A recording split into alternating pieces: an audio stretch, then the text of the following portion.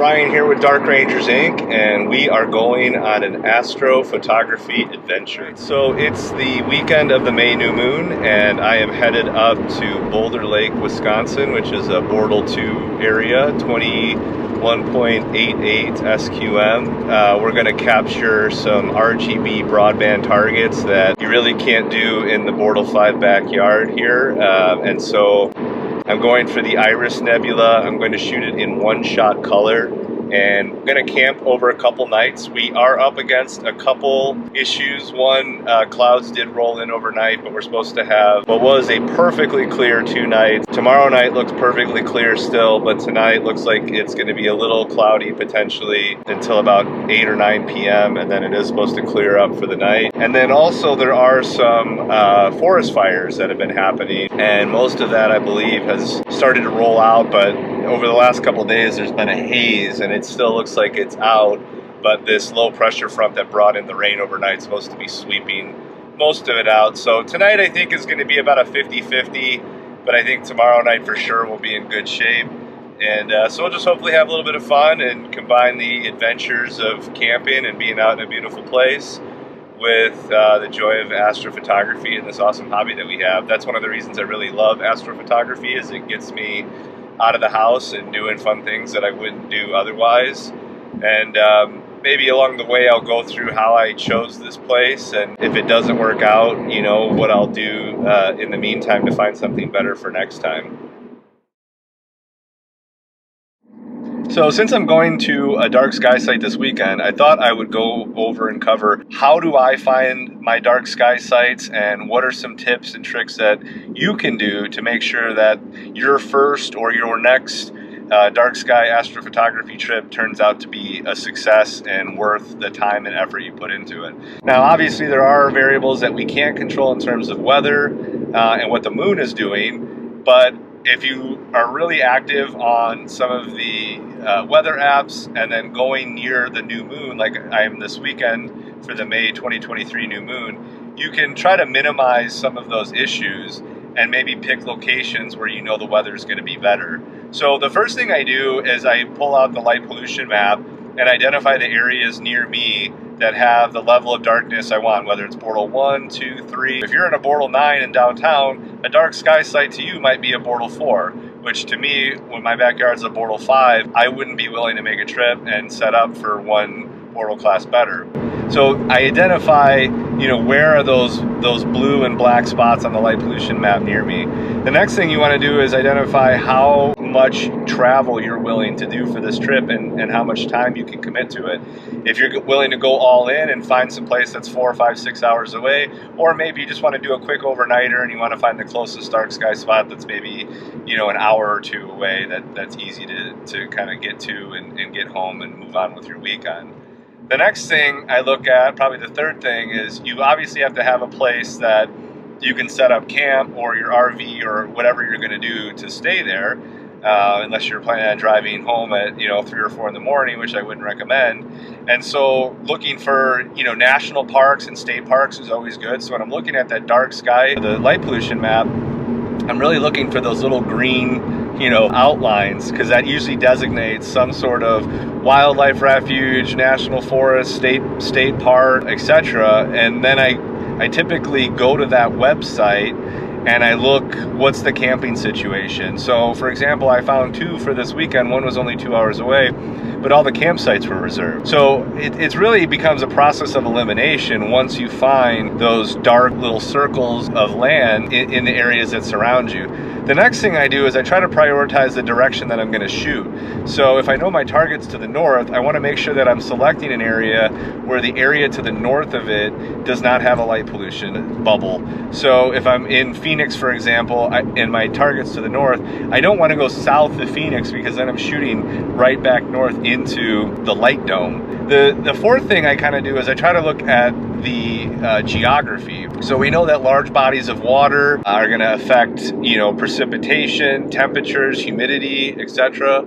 And then really varied mountainous terrain can also do that. So, you know, if you've gone skiing or been in the mountains, you know that the storms really can kind of cling and isolate in there. And then it makes it really hard, even if you're checking the weather every day, to be confident in the prediction and then therefore ruin your trip if it turns out that a storm ended up getting caught up in the mountain. Now, being at altitude is great because you're shooting through less atmosphere and therefore have less atmospheric dispersion, and then also, you know, pollution and other particles that are in the air. You're closer to space, literally, even if it's just a mile or two. But you want to be more, think of plateau instead of mountain peak. So there's a lot of areas where, you know, it's a sheer cliff, but then it's flat for miles and miles. You don't want to camp right on that right angle, the cliff, like we used to in the Mogollon Rim. It's a beautiful view and it makes for great camping, but that warm air from the valley is going to come up and hit that colder, higher altitude air, and it's going to leave you with more turbulence in the air, and therefore worse seeing conditions. And seeing conditions essentially are how clear the air is from the point of view of the imaging sensor at the end of your telescope. Those are some of the things that I try to do. You know, it's a lot of Google searching. Sometimes it can be very last minute, like I think I got a spot, but then the weather changes, so now instead of going 3 hours west, maybe I find somewhere 3 hours south, because, you know, the weather looks better there for that weekend. And it's kind of like the opposite of a storm chaser where you're clear sky chasing. So there is an element of luck for it all to come together, and you have to, you know, that's part of the fun. You know, it is a big disappointment when you go, but then, you know, if you find a place, you know, I'd say probably the bonus fourth or fifth thing that I look for is somewhere that has nice trails to hike, has a nice view. I can work on my landscape photography. And, you know, if you can bring other things to do or go with a group, or, you know, just go by yourself and bring a book. It really adds to the astrophotography final image because it's a story to tell. So not only do you get to show somebody this work of art that you spent a lot of time doing, but you also can tell them how you acquired it. And to me, that adds more value and meaning to the piece. And it also is going to help you capture targets that you might not be able to capture well from the city. For me, I really try to prioritize broadband RGB targets when I'm at a dark sky site, because you can shoot narrowband fairly well from an urban environment. And so that would probably be the last thing I would say is when you're picking your target, make sure you're picking something that, for me, like this weekend, I'm going to do the Iris Nebula, because I want to shoot it with no filter so I can pick up all the subtle dust that's around it. And typically the blue reflection kind of nebula doesn't do well with filters. Typically they'll isolate it out unless it's a very basic light pollution filter. So when I do finally get to that site, I want to make sure that I'm picking a target that's really going to benefit from those dark skies. So hopefully that helps.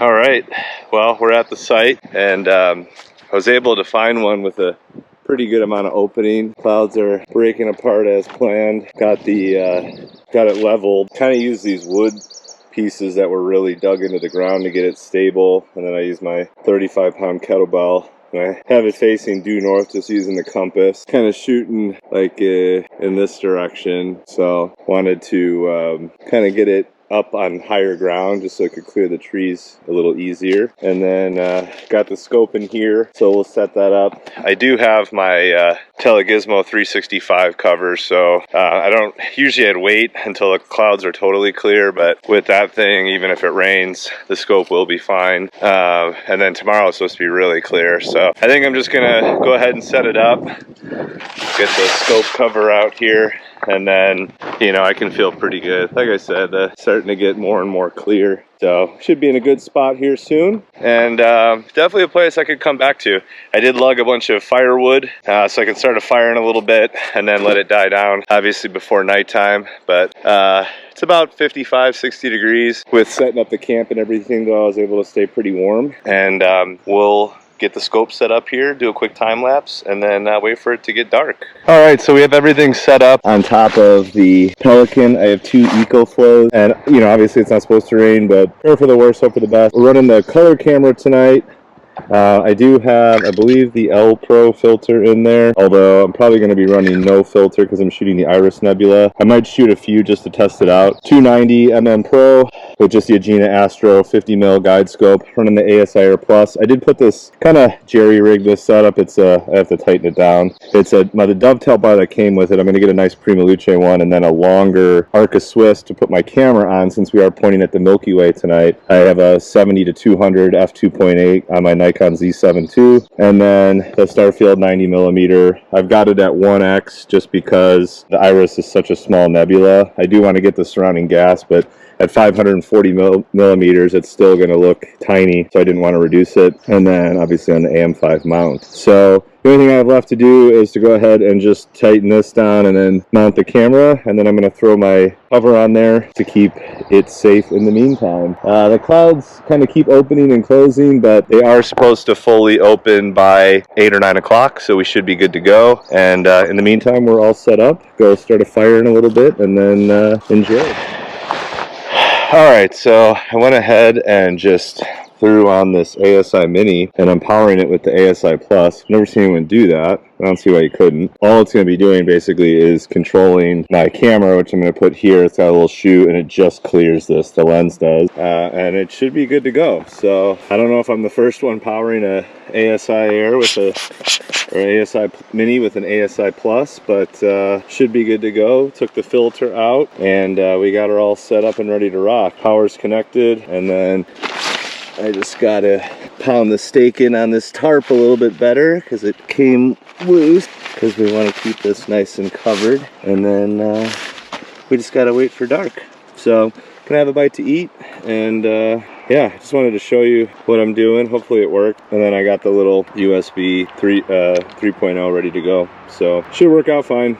And hopefully this can power the, not going to be drawing much off of that really. Actually, I'm not going to be using any energy off of it, just enough to power the unit, so it's not like I'm running dew straps or anything like that, so it should do the trick.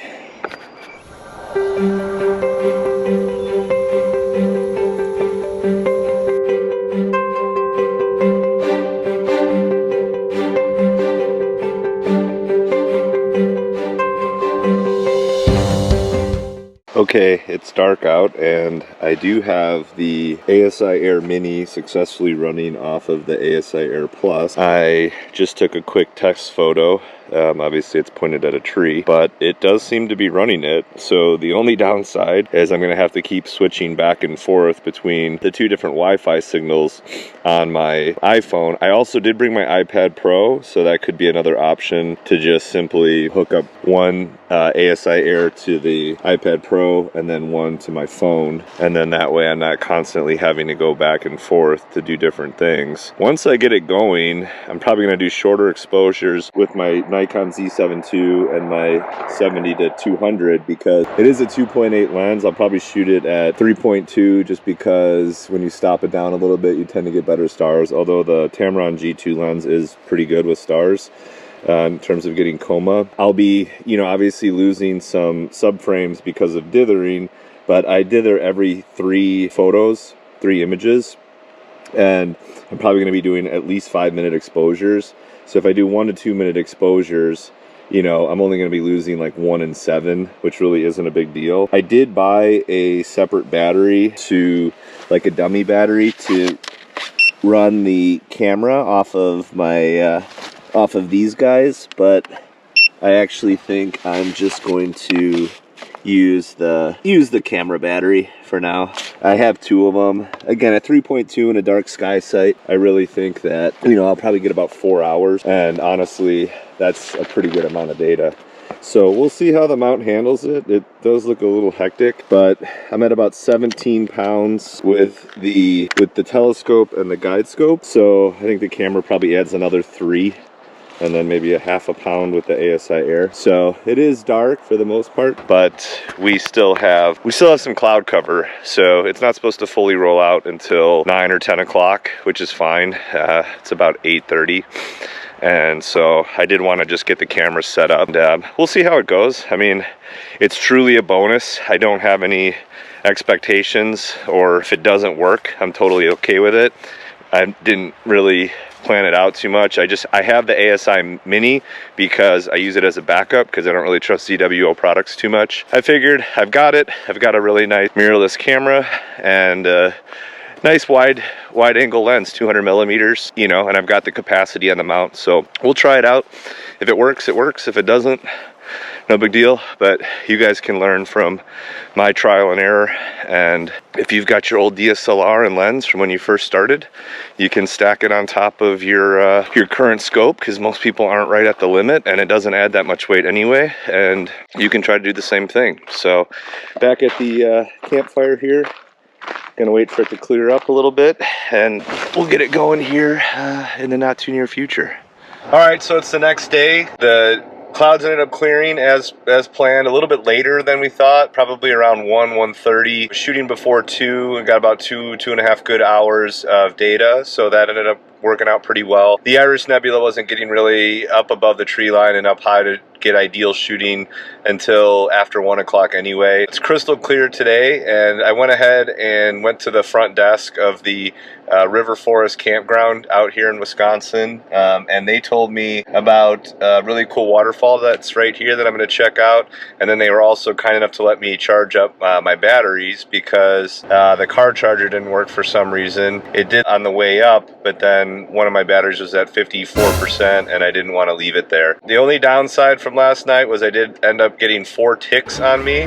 None of them actually got in the skin. I caught them before they chomped down, but that was definitely a little disturbing and kind of kept me on edge. But you never really sleep good when you're doing astrophotography anyway, so it is what it is, and I got some bug spray to hopefully prevent that from happening again tonight. So we'll check out these falls real quick, maybe take some pics, and then head back and wait for it to get dark. Pretty legit little waterfall here, and I think next time, now that I know this, when I come up, you can do whitewater rafting during the day and then I can shoot at night. I guess it's 600 cubic feet per minute right now, so it's big. And then there's always the GoPro effect, which makes things look not as crazy as they are in real life. I don't know if you go down this section, but it's pretty gnarly. I don't know where you kind of make it through, but it's definitely pretty intense. So take some photos and then I'll head back and get set up for tonight. We'll check in later.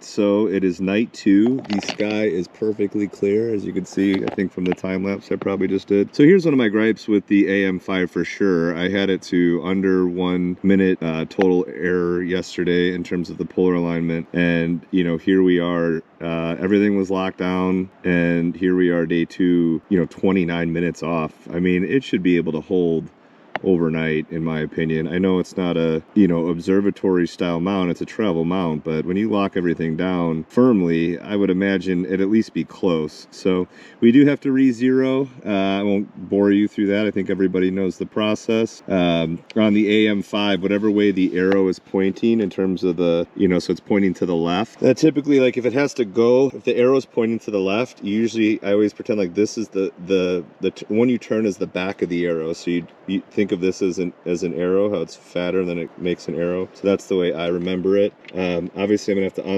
unlock it to be able to actually make the adjustments, because when it's locked down it's not supposed to move, but obviously it does. And then I'm gonna have to unlock, well, you don't want to fully unlock it because then the mount head will just kind of go flying. So you still want them kind of firm, and then we'll just make our adjustments. So it's got to go up, so you turn it clockwise to go up, counterclockwise to go down. We'll just get it dialed in. Got it a little bit closer already.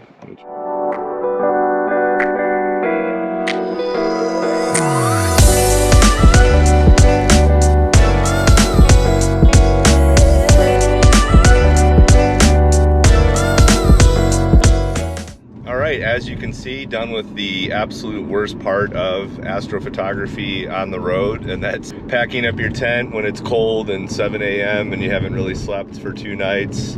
I just kind of shove it all in there. I pack it up all nice on the way out. You know, I'm gonna get home and spray down everything and get it all cleaned out anyway after I take a nice nap. But I think we got some really good results last night. The sky was clear all night. I decided to shoot M101 for a little bit, even though at 540 millimeters, that's not anything too impressive. But I mean, I see people shoot it with a Red Cat 51. So it, you know, it took up probably, I don't know, 20%, 15 to 20% of the sensor. So it's not tiny, but it's I would definitely want to shoot it with a larger scope for sure.